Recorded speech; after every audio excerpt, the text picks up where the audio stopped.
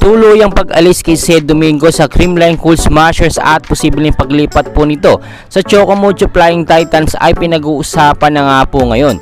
Kung matatandaan po ninyo ay nagkaroon po ng matinding issue itong si Sed Domingo, Kylie Negrito at Tots Carlos sa kanilang mga relasyon at talagang medyo nakaapekto po ito sa kanilang paglalaro at sa buong team ng Creamline Cool Smashers. Eto nga po guys yung isa sa inaabangan natin na big changes po sa darating na PBL Reinforcement Conference 2023 sa team po ng Creamline Cool Smashers at ng Choco Mucho Flying Titans. Sa ngayon po kasi ay iniiwasan ng Creamline Cool Smashers na magkaroon po ng conflict at hindi magkakaintindihan sa kanilang mga team member.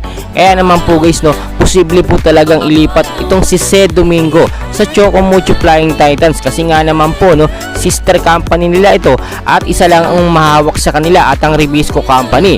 Kaya guys napakaganda pong reshuffle ang mangyayari nito kung sakali man po malipat si Sed Domingo sa Choco Mucho Flying Titans ay alam na po ni Sed Domingo ang galawan ng kanyang mga ka-teammates na Creamline Cool Smashers. At para naman po sa mga fans na nagsasabi na wala daw po mangyayaring reshuffle or hindi daw po mababago ang team ng Creamline Cool Smashers, well guys hindi po tayo sigurado dyan kasi nga naman po every season, every pagkatapos ng PBL Reinforcement Conference ay nagkakaroon po ng mix o reshuffle ng mga player, lalo na po kung iisang company lang po ang umahawak sa isang kupunan.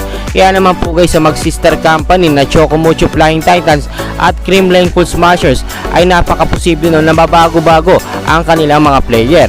Kaya naman guys patuloy ko po kayong i-update sa mga kaganapan. So don't forget po to like and subscribe sa ating channel. Maraming salamat po.